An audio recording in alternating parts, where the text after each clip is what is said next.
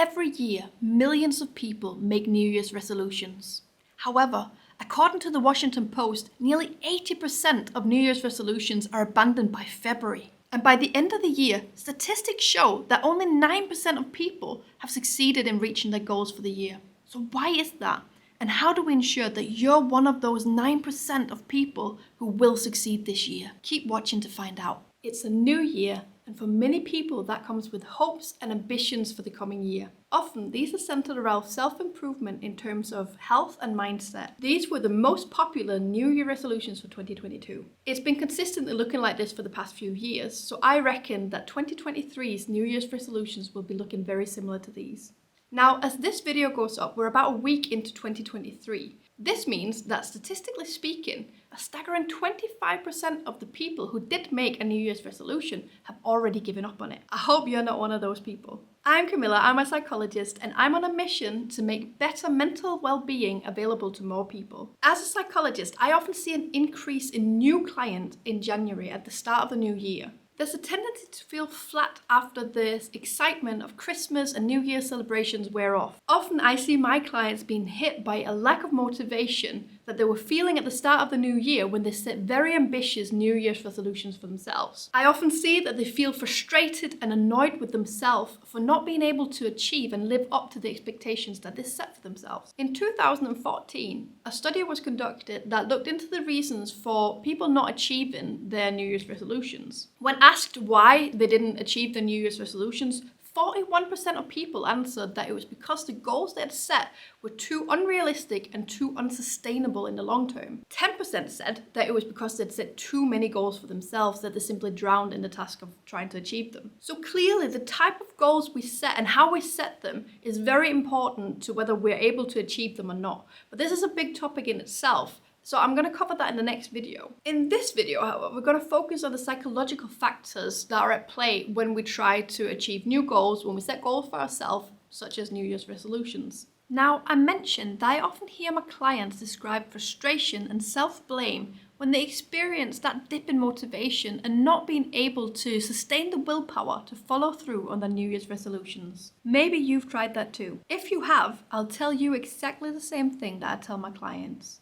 It's completely normal and it's completely natural. We know from research that motivation and willpower are not constant factors. They fluctuate depending on a number of different factors. We know that timing is important when it comes to motivation. We often see that our motivation is higher at the start of something, whether that be the start of a new year, the start of a month, the start of a week, or even the start of a day. How often have you heard people say, "On Monday, I'll start doing this"? And they might actually do it Monday, Tuesday, but then as the week goes on, the motivation will gradually decrease. Our experience of motivation is also strongly linked to our general mental and physical health. One of the main killers of motivation and willpower is stress. We're going to talk a bit more about stress in a little bit. When setting a goal for yourself, it's really important to know where your motivation is coming from. Why are you setting this particular goal for yourself? The first thing that's really important to ask yourself is this a goal that's been set because of other people's expectations for you?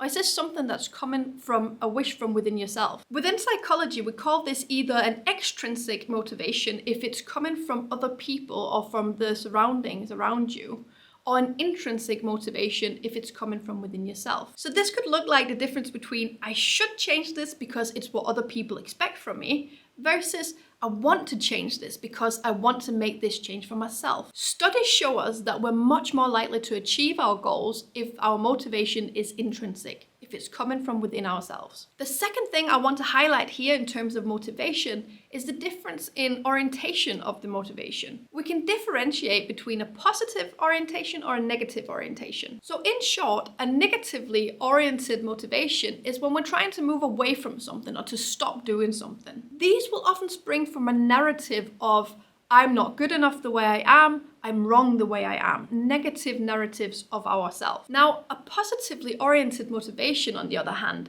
is focused on something we want to move towards, something we're looking forward to. In a similar vein to the intrinsic motivation, these often spring from a narrative of I want this for myself and I deserve to do this for myself. Negative motivations are often linked with negative thoughts and emotions, whereas positive motivations are often linked with positive thoughts and emotions. Now, we don't tend to like negative negative emotions. So it's not comfortable for us to work towards a goal that's based its foundation on a negative motivation. At the same time, we as people tend to like when things are actionable. To stop doing something is not an action in itself. We would need to replace the thing that we want to stop doing with something else for it to even work at all. It's much easier for us to actively work towards something. If we want to stop something, it requires a lot of energy and attention for us to suppress that need and that urge to do the thing that we're trying to stop doing. It's like trying to hold a cork stopper under the water. It only stays underwater as long as we've got our hand on it. As soon as we let go, it'll bounce back to the surface. In the same way, we can stop doing something, but the moment we stop focusing on it and actively suppressing the thing that we're trying to stop doing, it'll bounce back and will rebound into old behavior that we want to move away from. Therefore, we're much more likely to succeed in our New Year's resolution and general goal setting if we focus on something that's intrinsically motivated and something that's actionable and positive in its orientation. Often, a New Year's resolution will hinge on changing a behavior or breaking a habit. When we perform a behavior multiple times, over time we'll form what we call a habit. Habits are essentially our brain's way of preserving energy. What happens is a strong neural pathway is formed in the brain, meaning that it becomes effortless and almost automatic for us to perform that behavior that's become a habit. Now you see, when an action or a behavior becomes a habit, that action or behavior gets moved from our prefrontal cortex to our basal ganglia. The prefrontal cortex is the most outer layer and the newest part of the brain. This is where we perform all our conscious decision making. Whereas the basal ganglia is the oldest part of our brain, the inner part of our brain, which relies more heavily on automation and on instinct. Now this is actually brilliant because conscious decision making performed by the prefrontal cortex takes a lot of energy, whereas the automated actions of the basal ganglia takes very little energy. So by forming a habit and moving a behavior and action from our prefrontal cortex to the basal ganglia, we're saving a lot of energy. This is something that stems from our caveman days, where it was crucial to not waste energy in life or death situations. So essentially, when we perform a habit, our prefrontal cortex gets a nice rest and the basal ganglia takes over. This means that the prefrontal cortex is no longer involved in the decision making of performing that behavior. This is why it's so difficult to break a habit once it's in place. The saying, old habits die hard, is no coincidence. They really do. So to break a habit, it's really important to understand the process of habits. In psychology, we call this the habit loop. The habit loop consists of 3 steps: the cue, the routine, and the reward. The cue is the trigger, the situation or the setting that activates the routine. The routine is the performance of the actual action or habit itself. This is where we see the observable part of a habit. And finally, the reward is the fulfillment and satisfaction we get once the routine is completed. In many habits, the reward consists of a release of dopamine. Dopamine is a neurotransmitter in the brain that makes us feel good.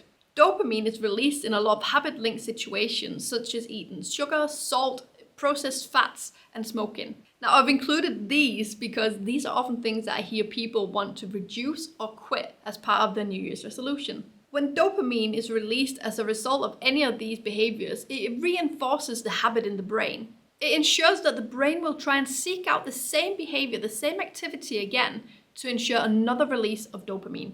The founding principle of my business as a psychologist is that through awareness and knowledge, we're able to control our own cognition. That's why my business is called CogniLead. We're able to lead our cognition. The same is true for this example. The key to breaking a habit is to know the process of habits, the habit loop, and to be aware of the triggers and cues that activate your routine. What situations or settings activate the routine or the observable habit in your case? Once we know that, we can start to be actively aware in these trigger situations.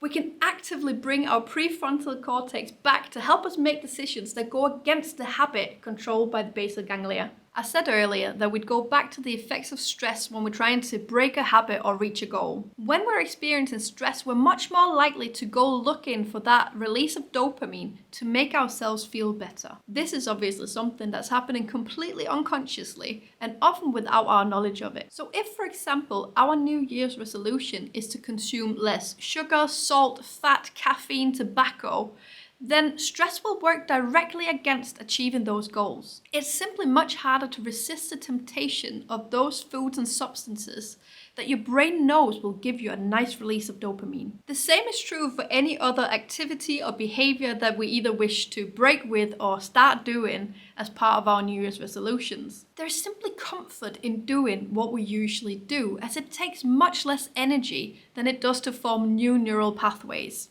by doing a new behavior. This is again because forming new neural pathways relies heavily on the prefrontal cortex and takes a lot of energy. When we know that stress makes it so much more difficult to break with a habit or establish a new routine, then it becomes really clear that in order to reach our goals and achieve our New Year's resolutions, we need to not only focus on the goal itself or the habit itself that we want to break, we also need to focus on our general mental and physical health. We need to make sure that we keep those stress levels down, and we do that by prioritizing good sleep, enough sleep, and by establishing good self-care routines. This is something I'm extremely passionate about as a psychologist, and I will make sure to continuously upload content on how to do this right on this channel. I'm also working on a course which collects all the most powerful tools and methods that I've gathered over the years of working one-to-one with people suffering from stress and general difficulties with their mental well-being. If you're interested in being notified when this is available to sign up for,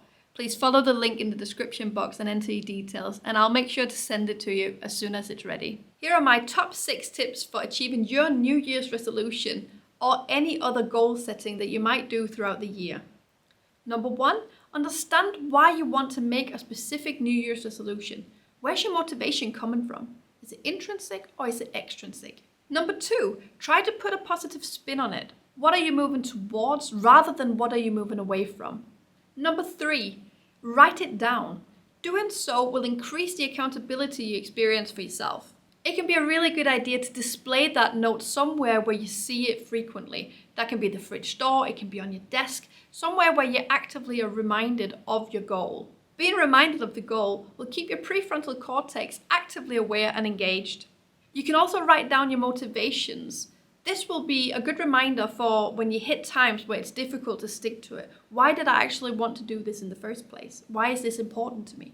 Number 4, a lot of people can really benefit from involving other peoples in the New Year's resolution journey. This can be by joining a community or a club where you're with others to keep engaged in the activity or the behavior that you want to do more of as part of your New Year's resolution. It can also simply be sharing your goal with a family member or a friend. Sometimes you might have someone near to you who wants to come along on the journey, and you can hold each other accountable for the progress you make. But even if that's not the case, often just saying your goal out loud will help you commit to it more. Get to know and understand your cues and triggers. This will enable you to either cut those trigger situations out, or if that's not possible, it'll allow you to be more aware in those situations. You can treat these situations or settings as high-risk situations where you want to make sure that you're actively making decisions rather than being railroaded by the habit from the basal ganglia. And finally, number 6, make sure to look after your physical and mental health through good self-care routines. So all in all, don't let the statistically high risk of failure put you off from making a New Year's resolution. Set yourself up for success by following the tips and strategies that I've introduced to you in this video. Learn from your experiences along the way, and even if you don't achieve your goal, you'll still be closer than you were before you started. I've summarized my most important tips for enabling you to achieve your New Year's resolution and your goals for this year. I'll put a link to these in the description. It's completely free. Just let me know that you want it and I'll send it to you. This is my very first video here on YouTube, so if you've somehow found it and watched it, welcome and thank you. You're early to the party, and I hope that you'll subscribe to follow along on my journey to improve mental health awareness and to spread more mental well-being to more people. If you've taken any value from this video at all, please give it a like to encourage me on my journey from 0 subscribers. Next week, I'll give you a video that talks more about how we can set goals for ourselves that are both realistic and achievable. I hope to see you then. Bye for now.